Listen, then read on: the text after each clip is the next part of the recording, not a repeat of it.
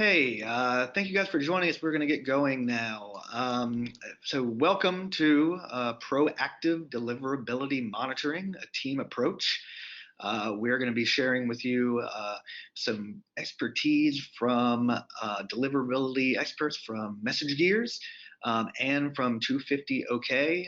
We hope you'll learn a lot and feel a lot better about your own deliverability issues or any challenges you might have by the end of the webinar. We'll go till about 1:30. So we are going to go ahead and bring on our panelists. From MessageGears, we have our Director of Deliverability, Brad Gurley. And from 250 OK, we're going to bring in their own deliverability expert, Luke Martinez. Hi, everyone. Hey, guys. So we're going to get going. Brad, we'll begin with you. Tell us a little bit about your own background and kind of how you got to where you are with deliverability, and then what MessageGears does. Sure, thanks. So as you mentioned, I am Director of Deliverability here. I've been in the email space for a little over 15 years. I worked for about 5 different ESPs, so definitely seen a lot of the deliverability landscape and the email landscape, and glad to be now with MessageGears. MessageGears, we're a hybrid ESP. It's really designed to let super senders who are high volume senders create and deliver campaigns across channel, manage their own data, built really to handle challenges of enterprise level organizations. We work with some very, very well known and most creative brands, Expedia, eBay, Chick-fil-A, a lot of names that you've probably heard. Great. And Luke, you too, could you tell us a little bit about yourself and what you guys do at 250 OK? Yeah, sure. So my background comes from SendGrid primarily, where I was there for almost 5 years doing deliverability consulting for our direct brand customers, agency customers, partners. I moved into a deliverability operations role where I learned a lot about kind of the back end systems that power MTAs and email in general. Joined 250 OK about a year ago, putting deliverability expertise to use in a lot of different ways as a solutions consultant, and basically just helping our company and organization and platform empower senders the best way we can. All right, Brad, let's throw it to you as we get going with deliverability talk here. Tell us a little bit about what people can expect when they come to work with an ESP on their deliverability challenges. Sure. So ESPs service levels are going to vary, of course, but generally those are going to include things like infrastructure setup, getting you set up with an IP or domain, maybe both. Deliverability monitoring for blacklists. Some of the more advanced or more kind of add-on services may check for third-party blocks and reputation status and that sort of thing. Remediation with the blacklist or the ISPs, if you're having issues, is pretty standard. Some of the more kind of paid services or generally considered sort of add-on services might be dedicated deliverability support, a custom ramp plan as you're getting on board, how to structure your traffic, and even a proactive monitoring, which of course we're going to be talking a lot about here. That includes things like alerts for potential issues, trend monitoring, and consultation.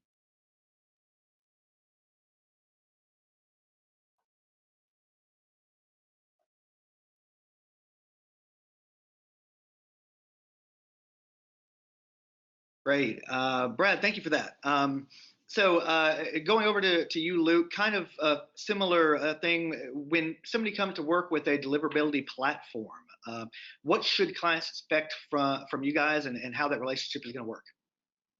Yeah, sure. So we address a lot of the same problems that most like ESPs do from a deliverability standpoint, but maybe in a slightly different way. With 250 OK and with most like partners or platforms in the deliverability space, it's about insight, it's about data, it's about there's a dozen or more things that impact a sender's ability to reach the inbox. And what our platform does very well is put as many of these signals as possible into one platform to tell the cohesive kind of holistic story about what you're doing well, what's not working well, but then probably just as important as the software is the services component or the human component that comes along with it, where you've got an actual human, a deliverability expert to help you interpret the data, to help you sort through the signal to noise ratio, determine what's actually important, what if any action do I need to take on these various signals. So really, it's about data and insight about all things, email and what you're doing with your email programs, and then packaging that with an actual human resource who's going to help you interpret it and act on it. Very good. Yeah, it's a big help.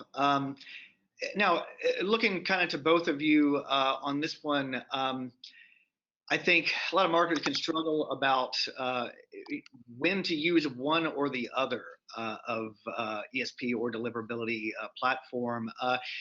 Talk a little bit together about when a marketing team should look at using an ESP for the deliverability challenges or a deliverability platform like 250OK. I can sort of jump in on that one first. So, if you already have an ESP established, I think that's a good time to say, hey, we've got an ESP. That's what we're going to use. So, of course, that's the sort of the obvious low-hanging fruits situation where you already have been working with an ESP. You're seeing some deliverability challenges. The first thing to do, of course, would be to reach out with them, work with the ESP. They are going to have a more holistic view of your program as a whole. So they're not just going to see the deliverability issues, but they're going to see things like campaigns that you've set up, creatives, maybe even some of the strategy. Be working with marketing team on your side to determine strategy, timing of sends, frequency, that sort of thing. So anytime that you're looking at really those aspects of things that may need changing or adjusting, your ESP is going to be able to provide a lot of help with that, a lot of guidance, and kind of help get those going. Yeah, and I think something we talked about previously, Brad, is that in most cases, if money's no object, like having both is not usually a bad thing.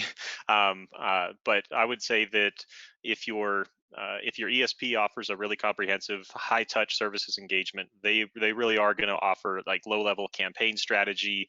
They might have ideas on deployment intervals and how many messages should be in my drip campaign. ESP services teams are not all the time, but as Brad said, results may vary, mileage may vary, but they're typically going to be a lot more hands-on with the nitty-gritty of what you're doing to send email. With a deliverability partner or platform, it's a great fit for teams who just need more insight. Maybe they have the strategy component down, they're comfortable with the messages they're sending, and maybe their intervals, but they're just missing some data. They're just missing, the open and click rates aren't enough. You need inboxing percentages. If you just need to keep a closer eye on operational stuff like DMARC and authentication failures, the deliverability partners in the space are going to suit that need maybe in a lighter touch way than these high touch multi meetings per month kind of engagements that you get from your ESP. Alternatively, though, there's plenty of ESPs out there that don't offer full service consulting packages, and oftentimes the cost of moving to a new ESP or the effort there is extremely great. It's a tough thing to move to ESP. So if it's not something your current provider offers, a deliverability partner like ours fills that gap like extremely nicely, and you're going to have a competent partner to keep tabs on things, alert on things. So yeah, I think there's a good case for using both, a good case for using one or the other. I think the important thing is to be informed and explore all your options and make the best choice that's right for your org and your email program. Really helpful. Great. So once the marketing team knows that they need that help, they need to go with a deliverability service in one way or the other. When is it that they should be looking at an ESP help versus being able to go with the ESP plus the deliverability platform in order to meet their needs? Yeah, Brad, do you want to start? Yeah, absolutely. So I think the answer that I always like to give is now. When is the best time to start looking at deliverability more closely? The answer is always as soon as possible. It's one of those things, and I think Luke actually used once before when we were talking about this the insurance analogy, which we hate to use, but it's you're going to have some deliverability issues, no matter who you are, no matter how you're sending. And if you wait until they actually happen, a lot of times you're going to be already in the hole, and it's going to take a lot more work to get out than it did to keep from getting there in the first place. So that's the, sort of the best practices, white flag answer. Realistically, I think if you already have an ESP, you're looking at the data that they have there. So you have opens and clicks. You're looking at those trends. You're looking at things like bounce responses. You're looking at the way that the mail servers are set up. If your ESP has gone through those, as sort of exhausted all those, we'll say, or either doesn't provide that kind of higher level of support to dig into those numbers more deeply, then at that point, that may be the time that you would want to look at adding in another service like a 250 OK, or I'll let Luke kind of expand on that a little as well. Yeah, I agree. This is something that I think unfortunately a lot of people kind of get wrong, is they tend to leverage a ESP delivery service or a deliverability platform like ours when something has gone horribly wrong. And like our happiest customers are actually people who don't have an acute deliverability issue. Like they're people that maybe everything's humming and we're working on like small little iterative improvements. Like, did you notice this small mail stream that's failing authentication? Like, it's not like a jackpot, they're going to make millions of more dollars, but it's like small tiny things that get incremental improvement out of their programs, and they're not necessarily here because all their mail's in the spam folder at Gmail. But unfortunately, people tend to start to seek out these kind of solutions when they have a huge problem, and when executives and like are beating down their door or revenues suffering. And the truth is, if you would have had this kind of stuff in place, or a partner to monitor this stuff earlier than that, you would have seen the problem sooner. You could have addressed it sooner. Oftentimes you don't realize you have an issue until a month or two later. If you have a partner, it's pretty hard to have a catastrophic issue go more than a couple days or even a day without you knowing about it. So yeah, sooner than later. We see a ton of ramp up in October and November, obviously because of holiday season, and they want to know how we can maximize our results for Black Friday. I'm like, we should have started back in like July, keeping, cataloging what you're doing well and what you're not doing well. So yeah, sooner than later. Don't wait until the sky's falling to reach out. Like, have a partner and someone who's going to be a part of your response team when things go wrong, because it inevitably will. Good. When you guys begin working with a marketing team, what do you kind of expect from them? What should a client be ready to do and to commit to being able to do if they want to make that relationship productive? Yeah, I can start with this one. I mean, there is a couple things. Like, it definitely is a partnership. I mean, if there was a company or a tool or a service that you could just pay money and make all the email problems go away, they'd be extremely wealthy. But it really does take work from both our side and their side, and primarily, to me, it comes down to communication. Like, we've got to have a very open line and honest talk about like everything you're doing with email, which ESPs are you using. Don't just tell me about your weekly newsletter you send if you're also doing some kind of like affiliate traffic on the side. Like, we need to know everything. It's like talking to your doctor. The other thing is, like, I guess, flexibility or agility. Like, be ready to make some changes. Sometimes they're not the most convenient thing. I think if we do our job right, though, we're going to find recommendations and actions that both work for you as a business, but also make the inbox providers happy. But very rarely is it like this one simple trick where it's like, oh, we just need to take the emoji out of your subject line and everything's good. Like, there's going to be a lot of work on your side depending on the scale of your problem or how often they're coming up. But be ready to like listen to us and work with us to find ways that you can change your program to make things better, because it's always going to involve some sort of action on your side, as well as a ton of insight and expertise from our side. Sure. Yeah. And I like the one simple trick reference there. This one crazy thing that Messengers does to get your email delivered. Here's a hint. There's not one. It's a very, kind of involved process. And, one of the points that I was going to make is essentially what Luke said as far as flexibility, ability to make changes and adjustments based on the information we're providing. As we both talked about a little earlier, we've been doing this for years now. There are many of the consultants in the business that have been doing it, even considerably longer than we have. So all of the recommendations that we make are based on working with businesses like yours, or different types of organizations, and all of it's based on experience, testing, research, and kind of keeping up with what's happening in the industry. So that's one of the big things that we always need from marketing team. The other for me is to ask questions. When we give you advice, when we give you something to try, don't just say okay and go do it and just kind of leave it at that. It's not necessarily a set it and forget it.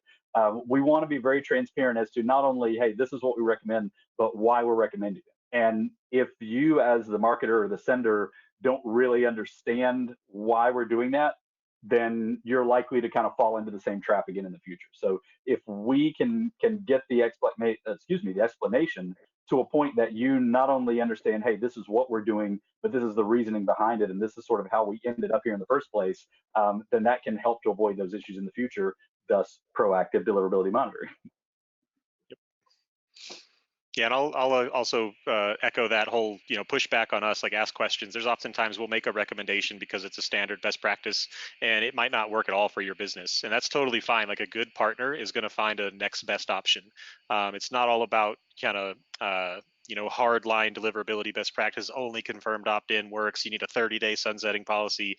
Like perfect world maybe, but there's always alternatives, and I think that you got to push back and tell us what isn't going to work for you so that we can work on option B, C, and D. It's a good transition, guys, into the title of the webinar, Proactive Deliverability Monitoring. So where have you kind of seen ESPs be able to use this and help their client use this in a way that has really been productive and helpful for marketing teams? So I can jump in on that first, since that's really sort of geared more towards the ESP space. I've been at this as about 5 different ESPs. At all of the different providers, we had a little bit different systems, but there were a number of things that were in common with those. And I think one of those were things like automated alerts. When we see specific types of events occur, we would get an alert that says either a certain metric has fallen too low, if it's open rate, if complaint rate got too high, if delivery time, different metrics like that, certain types of bounce messages. In a number of occasions, across the years, we've been able to catch instances where we saw maybe an unusual bounce message that came back. Use that, dig into what's happening there, find out that there's actually some other issue in play, either a list issue or a creative issue or even an infrastructure issue. Sort of stop that sending in the middle, or pause it, or take some break there, get the issue resolved, and keep it from turning into a much bigger issue. So that's something that happens in our space all the time. Because we do have that real-time data coming in, both through our own internal data as well as coming through a vendor like 250OK or one of the others in the industry. We have been able to work on those things and determine, here's the issues that we're seeing start to happen, or the issues that we're seeing sort of inklings of. And even to get a little more proactive than that, one of the biggest things for us has been working on the strategy and list hygiene and acquisition before you ever start sending. So what is the timing? What is your frequency? What is your ramp plan? Those are the things that really fall into, if you're looking for the kind of textbook definition of proactive, doing these things before you even start sending. When you get email addresses, making sure you're going through the right processes, making sure you're setting the expectations. Those things are the really proactive steps that prevent you from even having to take some of the later steps in the process. Yeah, and some other things on the proactive side from a tool like ours would be, there's a whole host of signals that we monitor, and like inevitably there's going to be times when you wake up one day and your Gmail inboxing went from 100% to 0%. Like there's no proactive solution to that. It's going to happen. But in almost every case, there's some signal that's a precursor to that, whether it's an increase in complaint rates that we should have been monitoring, whether it's an increase in spam trap hits, whether if you're tracking IP reputation from either like Google or Microsoft SNDS, you start sliding from the green to the yellow. A lot of people might ignore that until you're actually getting blocked or until your mail starts landing in the spam folder. But if you're paying attention to these signals and like setting productive alerts that tell you not just when things go catastrophically bad, but when they're starting to slide, you can go a long way towards preventing like the big one or the huge failure. Similarly, I think people, if you're in the B2C space, Gmail's probably your primary inbox provider. There's a whole host of other providers out there that maybe you don't think you should care about. out, but they can oftentimes be the canary in the coal mine. Things start to slip at the North American telecoms. Things start to slip at the hosting companies like Office 365 and Google Apps. You're not sending a whole lot of mail, so who cares? But that's like, that signal is telling you something. They don't just decide they don't like you. Like, there's something driving that. So engage your partner to dig a little deeper and see if you can figure out what's driving it, and then potentially stop the big one from happening. So like, no data should be ignored. And I think if you're watching it closely, you can be like truly proactive in preventing some of this stuff.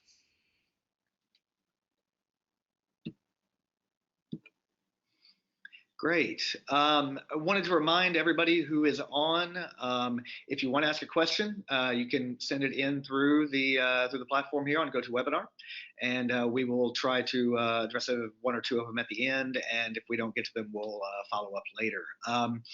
One more thing we wanted to get to, I think Brad, particularly for you, but I think Luke may have some thoughts on this as well. But tell our viewers a little bit about how an ESP really uses a deliverability platform to deliver results for clients. Sure. So I do think I have quite a bit of experience in this particular area. Over the years, I have used probably every deliverability solution that exists, and even some that aren't around anymore. So I've got the experience in kind of integrating that with an ESP and with different ESPs. Currently, the way that we use 250OK and the way that I've used the other services in the past is really as sort of a war chest of data, as I like to call it, that we have our own metrics that we use, the bounce messages, opens, clicks, engagement metrics like that. Are people even purchasing in some instances, conversions, that sort of thing. But that only gives us a part of the picture. We monitor the client reputation through 250OK through SNDS. We look at spam trap hits, especially as Luke has kind of mentioned, that canary in the coal mine. Those spam trap hits are always something that we want to keep an eye on. We want to have an eye out for, and a red flag ready if they start going up. And the seed test results. The seed test results give us really good insight into, kind of tying back to Luke again here, and some of the maybe lesser ISPs that you're not sending a lot of volume to, but if you start to see those creep up, you start to see those hitting the spam folder, that's a cause for concern. So it gives us something to look for. We take that data, go back to the data that we have, kind of compare and contrast, look for trends, and really create a holistic picture of the client's deliverability, reputation, and their overall sender. Yeah, and for my days at SendGrid, we used it in a lot of the same ways. There was like countless internal use cases too that probably aren't interesting to email marketers, but like to monitor the health of the infrastructure as a whole, a tool like 250OK was hugely valuable. But it would also make its way into our services engagements. There's a lot of like visualizations that partner platforms do that are just a little better than maybe an ESP's UI, especially if they were built on like a transactional kind of for engineers by engineers thing, rather than rebuild the wheel internally, leveraging something like 250OK to display SNDS data or inbox placement rates, or even some of the cool stuff with like the analytics tools and like audience segmentation. Like it's oftentimes just a better play for an ESP to leverage a partner for certain things rather than rebuild it. So I think knowing what the partner platforms are capable of and where they might fill gaps that your ESP doesn't, that's a good kind of exercise for any sender. But I do think that's the primary use case for most ESPs leveraging something like us. Isn't that they're totally incapable of doing it. It's just like this partner platform kind of does this thing anyway. So let's lump it in with our services component. Let's maybe resell it as a standalone, feature that you can leverage. But yeah, that's kind of my experience with partner platforms in general. Sure. And Luke actually made a really good point that I wanted to touch on as well, is that a lot of times your ESP may be integrating a service like 250OK or one of the other delivery tools without even sort of exposing that to you directly. Sometimes they'll use the data and pass it along to you, or in a lot of cases, they're just using it, as Luke said, to keep their infrastructure health. So to make sure that their IP addresses and their domains have good reputations, even aside from what you're sending. So maybe even the reserved IPs or the things that they use for their own marketing traffic.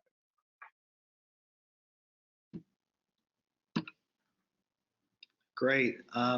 So that kind of wraps up that part, but we wanted to look at a couple questions. We've got a few things come in on the panel here. Let me look at the first thing here. It's like somebody wants to know about the size of the organization. Brad, maybe is one that you can kind of start with. is one solution better or worse depending on the size of the organization? I think usually when we say size of the organization, not always, but a lot of times that translates to size of the budget. Generally a smaller organization is going to be working with a smaller budget. So you may be more likely to look for, just an ESP. If you need to be able to send the email, you don't have an in-house infrastructure for that, then an ESP that at least integrates some of these services may be a good option. For larger organizations, you usually have a little more flexibility with budget. And if you're sending more volume, then you're generally going to have more need for the more advanced data that you can get from the combination of the two services as well. Yeah, I do think like size of organization might be oversimplifying it a bit, because it's also about the value of your email program. There's one example when I was at SendGrid. I'm going to make up the number, but let's say we charge like $5,000 to do an in-depth consultation, and someone reached out and their entire spend for sending their email was $9.99 a month. So we're like, there's no way this guy's going to buy. But it turns out he sold like aircraft IT equipment, and his average order size was like 50 grand. So every email was worth a ton to him. So his mail volume, I think he had like a 10-person company sending almost no email volume, but email was critically important to his success. So it was a great fit. Like, it was a no-brainer to pay. And similarly with 250 OK, it's more kind of about what's your ROI on email? How much does it actually mean to your company? And if the answer is a lot, then like your volume, the size of your organization, isn't really like the big question that we need to ask. We service people who send tens of thousands of messages per month, all the way up to over a billion. So I think there's no size requirement. It's more about, what does email mean to you, and how much does it mean to like lock it down and make sure it's performing at a high level for the long haul.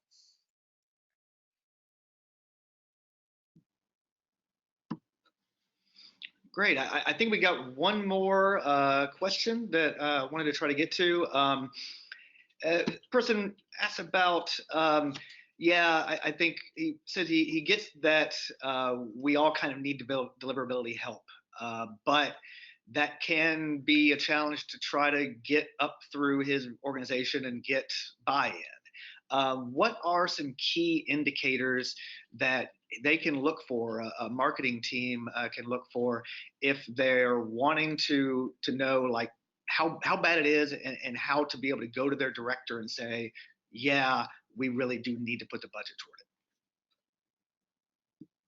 Yeah, I can take a stab at it. So I think that one of the big things, it's really hard to give somebody like I don't know, like a sexy like ROI play. Like, if you buy this service, you're going to make X amount of more money. It really depends on, again, the value of your email. Do you have a current like really bad problem? Do you only have a small problem? So I don't know that like trying to tell people that if we do this, we're going to make this much more money is the right play for most people. But for me, it comes down to like just simply not knowing too much. So as an email marketer, there's so many things that you don't know if you don't have a partner in this space. Like, I don't know if my email is making it to the inbox or the spam folder. Like, that should be a big problem. I don't know if my content is rendering the way it should across all these different devices. That should be like a pretty acute problem. I don't know if our emails are consistently passing authentication, or if someone's out there abusing my brand. So if I was making a pitch to somebody trying to get budget for something like this, whether it's an ESP partner or a platform, it would more be like, how is it acceptable to be so in the dark about so many important things with one of our most important marketing channels? So we need to know what's going on at every phase of the game to even know what the size of prize is, or what we're leaving on the table, or if and when something goes wrong. So if there's just so many things you don't know if you don't have this kind of assistance, and to me that should kind of be scary to anyone who relies on email marketing for an important part of their bottom line. Sure. And, for me, I like to point out that it's almost circular logic. You need the data and the expertise that we have and that the vendors have to really know if you have, or what extent of an issue you have in a lot of cases. So, that is a little bit of a challenge there. But I think, as Luke pointed out, one of the big, the big things is that you're just blind on it, essentially. One of the kind of major prevailing metrics in the industry is that somewhere between 15 and 20% of all permission-based email from reputable senders goes to the spam folder. look at that as a number and say, hey, what if we could increase our revenue from email by 5%? Let's say, not even necessarily the whole 15. Let's say only, a third of that is going to be revenue for us. So what if we could increase email revenue by 5%? Would that be valuable to us? And I think most anybody's going to say yes. So there's always going to be some room for revenue improvement there. I think, as you start to get into the tools, balancing between your ESP, the vendor tools, and how you use and kind of subscribe, I guess we'll say, to both. Maybe you get your feet wet with the ESP services first, or if you don't already have an ESP, start with a vendor, look at some of the data they have, and then work more closely with a service that can help you more holistically. So there are certainly ways to do it without buying the farm, so to speak. But in a lot of cases, you don't really know what's wrong until you've got somebody to help you figure that out.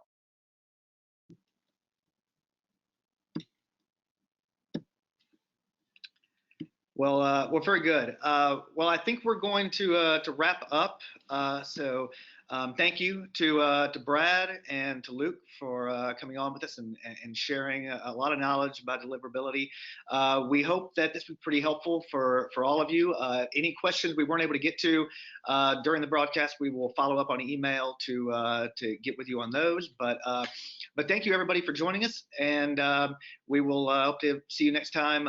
Thank you again to Brad and Luke for taking some time out today. Yeah. Thanks for joining, everybody. Yeah. Thanks. Have a great day.